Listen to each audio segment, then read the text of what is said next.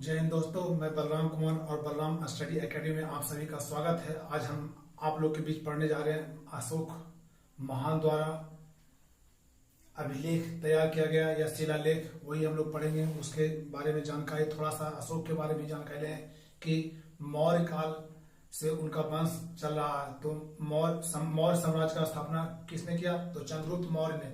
मौर्य साम्राज्य का स्थापना किसने किया? चंद्रगुप्त मौर्य ने। और चंद्रगुप्त मौर्य के इन्होंने जो शासन किया उसमें सबसे बड़ा मेन योगदान रहा था उनके गुरु चाणक्य का, जिन्हें कौटिल्य के नाम से जानते हैं। उनके द्वारा लिखी गई पुस्तक कौन था? अर्थशास्त्र। तो उन्हीं के वंश से आते हैं कौन? अशोक। अशोक ने जब अपने शासन किया तो शासन के दौरान उन्होंने, जब शासन के लास्ट वक्त में आए तो उन्होंने जो जो काम किया अपने राज्य में, क्या काम किए क्या काम नहीं किए, क्या उचित दंड होना चाहिए, क्या परमेश्वर के प्रति भाव होना चाहिए, उन सभी जानकारी के लिए उन्होंने शिलालेख, अभिलेख एवं गुहालेख का प्रतिपादन किया। तो हम लोग वही देखेंगे कि वो बिंदुसार के पुत्र थे। कौन? अशोक जो थे बिंदुसार के पुत्र थे। और उन्हें राजगद्दी पर कब बैठे? 269 BC। राजगद्दी पर अशोक कब बैठे? 269 BC, बिफोर क्राइस्ट, ईसा से पहले की बात है। और जिसमें वो राजगद्दी पर बैठे वो अवंती के राज्यपाल थे। अशोक जिस समय 269 BC में जब राजगद्दी पर बैठे, उस समय कहाँ के? अवंती के राज्यपाल हुआ करते थे। तो हम उन्हीं के द्वारा पढ़ेंगे कि वो कौन कौन से शिलालेख का निर्माण कराए।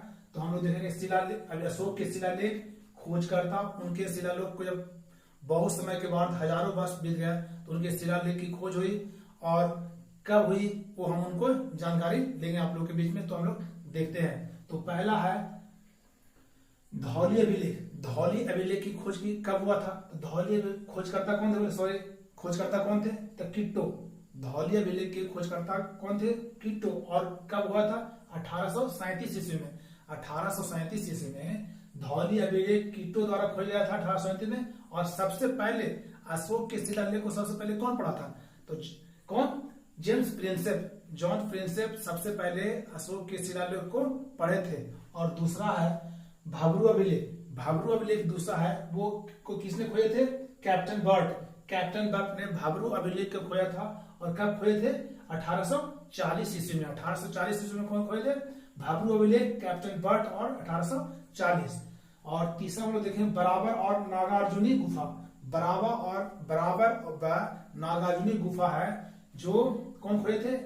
हैरिंगटन जो अंग्रेज अधिकारी थे उसके नेतृत्व में खोजा गया था। और खोजेंगे तो खोजने का काम नहीं किया, लेकिन उनके नेतृत्व में खोजा गया था। कौन थे? बराबर व नागार्जुनी गुफा, हैरिंगटन। और वो कब खोजे थे? 1785 ईस्वी में। 1785 ईस्वी में ये खोजा गया था। और 4 नंबर है दिल्ली टोपरा।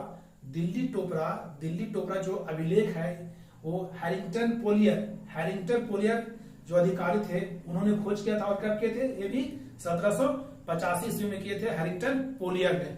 और 5 नंबर में देखेंगे दिल्ली मेरठ स्तंभ लेख। दिल्ली मेरठ स्तंभ लेख अशोक का जो शिलालेख है, इसका खोज किसने किए थे?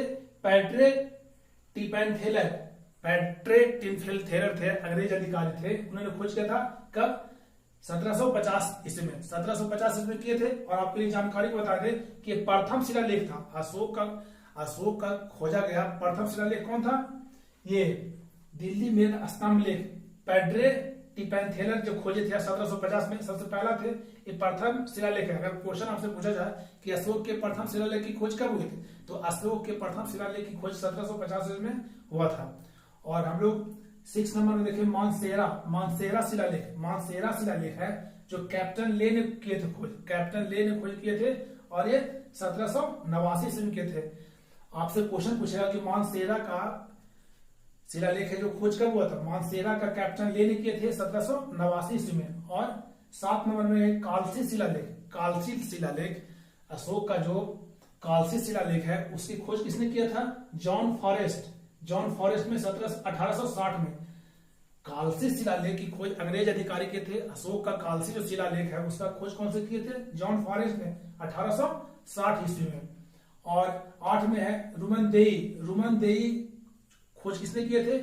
फिरहर ने किए थे रुमनदेई का। और ये 1896 में इसका खोज हुआ था।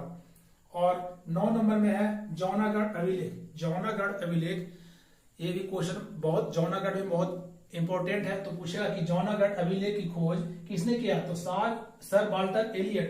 सर वाल्टर एलियट, ये सब अंग्रेज अधिकारी थे, सर वाल्टर एलियट, और ये 1850 में खोज किए थे। आपसे पूछेगा कि 1850 में सर वाल्टर ने किस अभिलेख का किया, तो जौनागढ़ अभिलेख का। उसके बाद हम लोग देखेंगे 10 नंबर में गिरनार शिलालेख।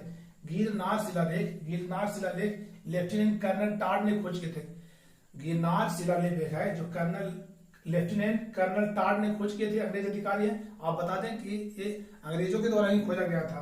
ये 1822 ईस्वी में, 1822 ईस्वी में खोज किया गया था किसका, गिरनार शिलालेख का। और 11 नंबर में है सहवाजगढ़ी। सहवाजगढ़ी जो शिलालेख है अशोक का, वो एक, देखिए ये जितना भी अभिलेख खोज किए थे वो तो सब अंग्रेज थे, लेकिन देखिए इसमें एक क्वेश्चन आपके बीच में आया है कि सहवाजगढ़ी, तो सहवाजगढ़ी है जो एक फ्रांसीसी अधिकारी के द्वारा खोजा गया था। एक फ्रांसीसी अधिकारी के द्वारा खोजा गया था सहवाजगढ़ी अभिलेख, एक फ्रांसीसी अधिकारी के द्वारा, वो 1836 ईस्वी में, 1836 ईस्वी में। और 12 नंबर में इलाहाबादी स्तंभ लेख। इलाहाबादी स्तंभ लेख खोज कब हुआ था, इलाहाबादी स्तंभ लेख तो टीएस वर्ट, और कितना में, 1834 ईस्वी में, 1834 ईस्वी में। और 13 नंबर में मास्की अभिलेख। मास्की अभिलेख की खोज, आपसे क्वेश्चन पूछेगा कि मास्की अभिलेख का खोज किसने किया था।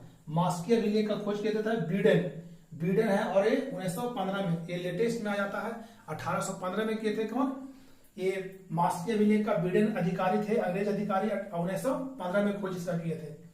और ये है 14 नंबर में है निगाली सागर। निगाली सागर जो अभिलेख है, निगाली सागर अभिलेख है, वो फिलहर ने किए थे। फिलहर 2 खोज किए थे, रुमन देई जो 1896 में किए थे, और एक निगाली सागर भी फिलहर ने किए थे 1895 में, 1895 में। और देखिए ये 1895 है और ये 1896 है। तो फिर अभी देखेंगे ये कितना है, 15 नंबर देखिए रामपुरवा जो अभिलेख या शिलालेख है अशोक के द्वारा लिखा गया, उसका खोज किसने किए थे,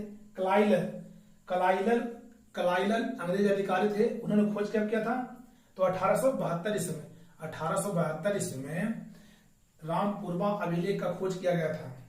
और सबसे लास्ट में 16 में सारनाथ स्तंभ, ये तो आपको पता हो कि बहुत ही महत्वपूर्ण है सारनाथ स्तंभ। तो सारनाथ स्तंभ की खोज किसने किए थे, ऑरेन स्टाइन अंग्रेज अधिकारी थे, ऑरेन स्टाइन सारनाथ की खोज किए थे, और कब किए थे, 1905 ईस्वी में किए थे, 1905 ईस्वी में। और इधर देखिए कि अशोक ने, जब अशोक का राज्याभिषेक 269 BC में हुआ था, मतलब कि 269 में, और कलिंग का युद्ध कब हुआ था, उनके राजगद्दी पर बैठने के 8 साल बाद, यानी कि 261 BC बिफोर क्राइस्ट में। तो गद्दी पर 8 वर्ष बैठने के बाद जब भारी रक्तपात हुआ था, तो उन्होंने बोला कि भैया मैं अब इससे संन्यास लेता हूं, हमको युद्ध नहीं करना है।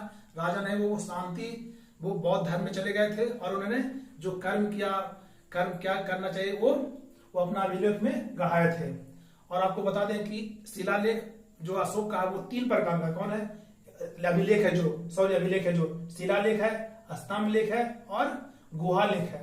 और अशोक के शिलालेखों की संख्या कितनी है, 14। अशोक के शिलालेख की संख्या कितनी है, 14। तो आशा करते हैं कि हमें अशोक के अभिलेखों के आप लोग को अच्छी तरह से समझ गया होगा, और इसको चाहें तो स्क्रीनशॉट ले सकते हैं। और वीडियो अच्छे लगे तो लाइक शेयर एंड सब्सक्राइब करें, जरूर करें। जय हिंद।